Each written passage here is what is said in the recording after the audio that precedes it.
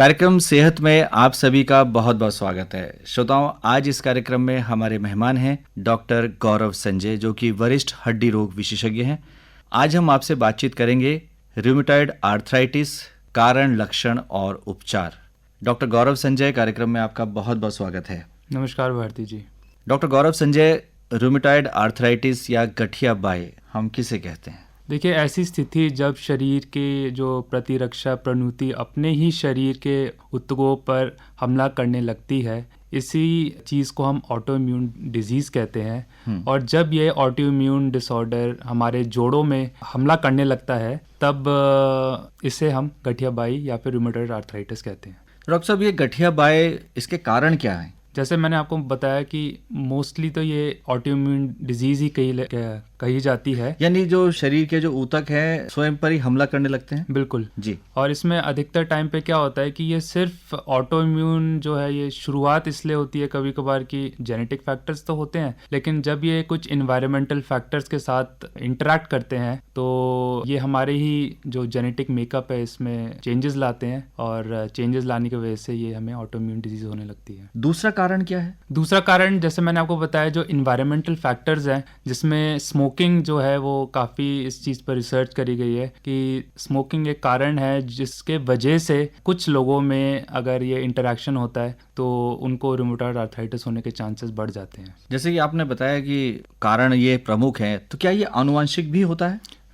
होता है ये, है ना। और अगर हम स्टैटिस्टिक्स के बात करें तो कहा यह जाता है कि जेनेटिकली अगर पाया गया है तो 0.8% चांसेस ज़्यादा होते हैं, जिनमें अगर हमने कोई फैमिली हिस्ट्री देखी है तो कुछ हद तक फ़र्क पड़ता है कि अगर ये आपके परिवार में किसी और को है तो आपको भी होने के चांसेस बढ़ जाते हैं। तो डॉक्टर गौरव संजय, इसके लक्षण क्या होते हैं? देखिए, अगर हम गठिया बाई की बात करें तो जो सबसे कॉमन जो जोड़ हैं, ये हमारे हाथों के जोड़ हैं, ये इसमें इन्वॉल्व होते हैं। और ख़ास तौर पर बात ये होती है कि ये जो रोग है ये दोनों ही हाथों को अधिकतर टाइम पे इन्वॉल्व करता है। छोटे जोड़ों की ये एक बीमारी है जिसमें जोड़ों में सूजन, दर्द और जो खास सिम्टम होता है वो होता है अकड़ाहट। अधिकतर मरीज जो बोलते हैं कि डॉक्टर साहब, जब सुबह उठते हैं तो हम अपने हाथों या उंगलियों को हम मोड़ भी नहीं पाते हैं। और इसमें अधिकतर टाइम पे जब हाथ भी इन्वॉल्व नहीं होते हैं, कभी कभार इसमें कलाइयाँ भी आपकी इन्वॉल्व हो सकती हैं, कोहनियाँ भी इन्वॉल्व हो सकती हैं। कुछ जो अलग लक्षण जो इसमें होते हैं उसमें है कि थकावट काफ़ी महसूस होती है इन मरीजों को, और कोई काम करने का मन नहीं लगता। कुछ लोगों में लो ग्रेड फीवर या फिर भूख भी नहीं लगती है। अब जानना चाहेंगे कि यदि ये रोग है तो आप किस तरह की जांचें करवाते हैं? देखिए, वैसे जो एक चीज़ मैं सबको बताना चाहूँगा कि गठिया बाई है वो वैसे एक क्लिनिकल डायग्नोसिस है। कहने का तात्पर्य ये है कि अगर आप डॉक्टर के पास जाते हैं और वो अगर आपका परीक्षण करता है तो क्लिनिकली सिम्टम्स के आधार पर भी वो ये डायग्नोस कर सकता है कि आपको गठिया बाई है या नहीं है। लेकिन आज के समय पर क्रॉस कन्फर्मेशन या क्या कहते हैं, डायग्नोस करने के लिए अगर हम कुछ इन्वेस्टिगेशंस करें तो सबसे आम तौर पे हमारी खून का परीक्षण होगा, जिसमें कंप्लीट ब्लड काउंट या सीबीसी कहें, ESR, CRP, RA factor, anti CCP, ये कुछ खून की जांचें हैं जो कि आम तौर पे डॉक्टर्स कराते हैं। इसके अलावा अगर आप हड्डी रोग विशेषज्ञ या रूमेटोलॉजिस्ट के पास जाएंगे तो कुछ लोग आपके एक्सरे कराने की भी आपको एडवाइस करेंगे। वो ये देखना चाहते हैं कि जोड़ अगर बहुत ज़्यादा इन्वॉल्व हो गए हैं तो कितना डैमेज हो गया, और उनको कुछ ना कुछ और अगर आपको एडवाइस करने की ज़रूरत है तो क्या है। बहुत रेयर केसेस में एमआरआई की ज़रूरत पड़ सकती है। डॉक्टर गौरव संजय, आमतौर पर हम चाहते हैं कि हमें कोई घरेलू उपचार मिल जाए, तो क्या घर पर ही कुछ उपचार किया जा सकता है? देखिए, घरेलू उपचार तो आप तब करेंगे जब पहले आपको पता चलेगा कि आप गठिया बाई से ग्रस्त हैं। उसके बाद जो कुछ हम चीज़ें कर सकते हैं वो है कि हम अपने वज़न को कम कर सकते हैं। ये भी पाया गया है कि मोटापा जो है वो बहुत बड़ी दिक्कत है इन मरीज़ों में। वो इसलिए क्योंकि जोड़ तो साथ साथ ख़राब होते रहते हैं, लेकिन जब वज़न बढ़ता रहता है तो इन जोड़ों पर और भी वज़न और ज़ोर पड़ता है, जिसके कारण ये जोड़ और जल्दी ख़राब हो जाते हैं। इसलिए कोलेस्ट्रॉल को कम करना ज़रूरी है। हाँ, और जैसा मैंने आपको पहले ही बताया था कि स्मोकिंग या फिर धूम्रपान जो है, इसके वजह से पाया गया है कि गठिया का जो एक्टिविटी है, डिजीज़ एक्टिविटी है, ये भी काफ़ी हद तक बढ़ जाती है। तो स्मोकिंग को हमें कम करना चाहिए, और जो हम रूटीन एक्सरसाइजेस करते हैं घर के, वो सब हमें करते रहना चाहिए। तो ये आपने परहेज बताया, लेकिन हम जानना चाहेंगे कि वास्तव में उपचार क्या है इसका। यदि कोई क्लिनिकली आपने डायग्नोज कर दिया कि इसको घरेलू रूमेटॉइड उपचार तो आर्थराइटिस मैं नहीं बता पाऊंगा कि कुछ है, क्योंकि इसमें हमें दवाइयाँ ही शुरू करनी पड़ती हैं, जिसमें हम आम तौर पर non steroidal anti inflammatory drugs होती हैं। और गठिया बाई के रोग को कम करने के लिए जो हम थेरेपी या फिर स्पेसिफिक ड्रग्स जिनको हम कहते हैं, इनको DMARD, इनका फुल फॉर्म है disease modifying anti rheumatic drugs, जिसमें कुछ दवाइयाँ HCQS, लेफ्लुनमाइड, सल्फासालाजीन और मीथोट्रेक्सेट नाम की जो दवाइयाँ होती हैं, ये काफ़ी आम तौर पर हम प्रिस्क्राइब करते हैं इन मरीज़ों में। आज के समय पर जो नई दवाइयाँ जो आ रही है, जिनको हम बायोलॉजिक्स कहते हैं, ये भी कुछ नॉवल ट्रीटमेंट है जिसको हम सिलेक्टेड पेशेंट ग्रुप्स में यूज़ करते हैं। हालांकि ये दवाइयाँ कुछ महंगी हैं, लेकिन काफ़ी लोगों में देखा गया है जहाँ पर इनकी सेवन से जो हमारा गठिया बाई का ट्रीटमेंट है ये काफ़ी अच्छा हो जाता है और इन मरीज़ों को काफ़ी मदद मिलती है। तो डॉक्टर साहब, इसमें आहार किस तरह का रखते हैं आप? देखिए, आहार में तो पाया गया कि ओमेगा 3 फैटी एसिड जो जिन खान पान में ज़्यादा होती है, उससे कहा गया है कि शायद कुछ हमें बेनिफिट मिल सकता है, जिसमें अगर हम देखें तो नॉन वेजिटेरियन फूड में मछली है जो कि अच्छी कही जाती है। इसके अलावा तुलसी, अलसी, अखरोट, इन चीज़ों में भी कुछ अच्छे कण पाए जाते हैं, जिससे हमें गठिया में शायद कुछ राहत मिल पाए। हरी सब्जियों में हमारे पास पालक है, पीने के लिए ग्रीन टी है और खाने के लिए आजकल ब्रोकली भी मिलने लगी है, तो लोग इसका भी सेवन करते हैं आहार के तौर पे।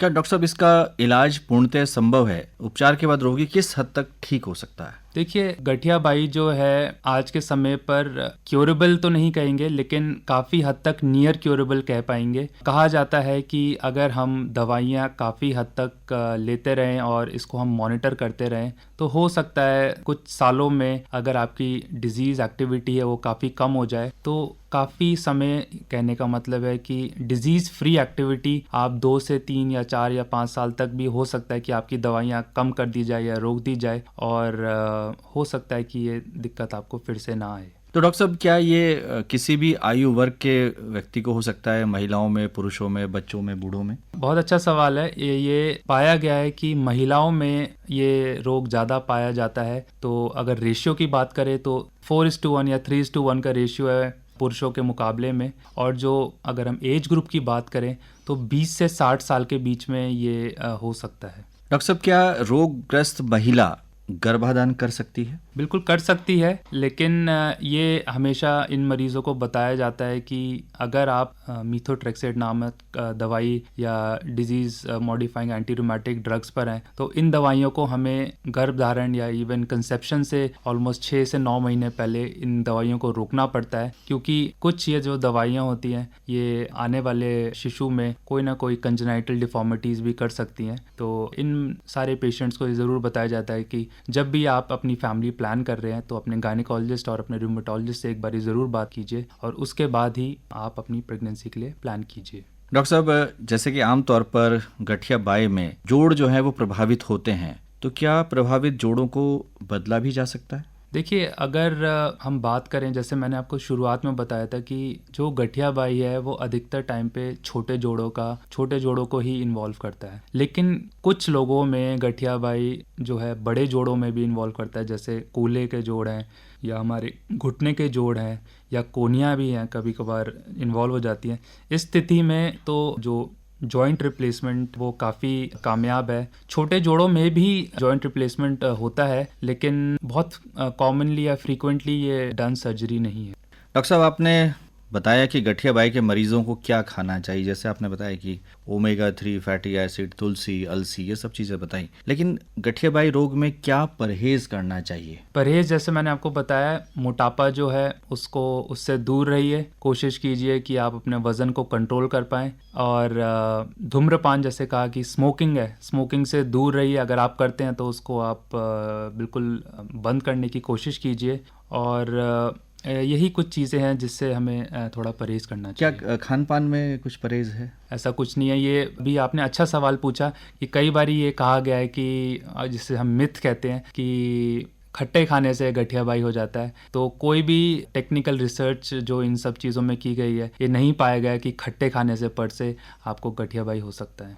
डॉक्टर साहब, अंत में क्या कहना चाहेंगे हमारे श्रोताओं से? मैं ये बताना चाहूँगा कि गठियाबाई जो है ये एक ट्रीटेबल डिजीज़ है, और कई बारी हमें ऐसा लगता है कि गठियाबाई हो गया, जोड़ तो ख़राब होना ही है या रोग तो बढ़ना ही है। ऐसा नहीं है। अगर आप जल्द अपने डॉक्टर के पास जाते हैं और सही टाइम पर अपना आपका डायग्नोज होता है और आप सही दवाई लेते हैं, तो इससे काफ़ी हद तक आपकी क्वालिटी ऑफ लिविंग, जिसको हम कहते हैं, नियर नॉर्मल हो सकती है। कहने का मतलब है आम व्यक्ति जैसे घूमते हैं या फिर आम व्यक्ति जैसे अपना काम करते हैं, अपने हाथों का इस्तेमाल करते हैं, आप भी कर सकते हैं। बट जैसा मैंने आपको कहा कि दवाई लेना बहुत ज़रूरी है और दवाई की मॉनिटरिंग होना बहुत ज़रूरी है। रेगुलर चेकअप्स जो होते हैं, आपको अपने डॉक्टर के पास जाने की ज़रूरत पड़ती है। और इन दो दवाइयाँ जो हम खाते हैं, इनमें शुरुआत में जब डायग्नोसिस होता है तो हमें इन मरीज़ों को बताना पड़ता है कि 6 हफ्ते बाद ही आपको दर्द में आराम आना शुरू होगा। तो इसलिए कई बारी होता है कि मरीज़ ना, जैसे कहते हैं कि उसको लगता है कि उसने हफ्ता 2 हफ्ता दवाई खाई और अरे कोई फ़ायदा ही नहीं हुआ, तो बस वो आप सोचो कि हताश हो जाता है और फिर बस या तो डॉक्टर बदलता रहता है या फिर अपना इलाज ही बंद कर देता है। और डॉक्टर साहब, आपने जैसे कहा कि ये आनुवांशिक भी है, तो ऐसे लोग जिनके माँ बाप को है, फैमिली हिस्ट्री है, तो उनको बहुत ध्यान देने की ज़रूरत है। बिल्कुल, चांसेस बढ़ जाती हैं जब फैमिली हिस्ट्री, जैसा आपको बताया है कि घर में किसी को है, तो चांसेस हैं कि उन लोगों को भी हो सकता है। प्रिवेंटिव तौर पे जैसे मैंने आपको कहा है कि हाँ, उस ऐसा कोई घर है जहाँ पर रूमेटॉइड आर्थराइटिस है, तो होना है तो हो गई। लेकिन अगर जैसे घर में कोई और स्मोकिंग करता है और ये सब चीज़ें हैं, अगर हम इन चीज़ों से प्रिवेंट कर सकते हैं तो हो सकता है शायद ना भी हो। तो डॉक्टर गौरव संजय, आज आप हमारे स्टूडियोज़ में आए और आपने हमारे श्रोताओं को बहुत ही महत्वपूर्ण जानकारी दी कि रूमेटॉइड आर्थराइटिस यानी गठियाबाई रोग क्या है, इसके क्या लक्षण है और कैसे इसका इलाज किया जाता है, कैसे इससे बचा जा सकता है। आकाशवाणी स्टूडियोज़ में आने के लिए आपका बहुत बहुत आभार, बहुत बहुत धन्यवाद। धन्यवाद भारती जी।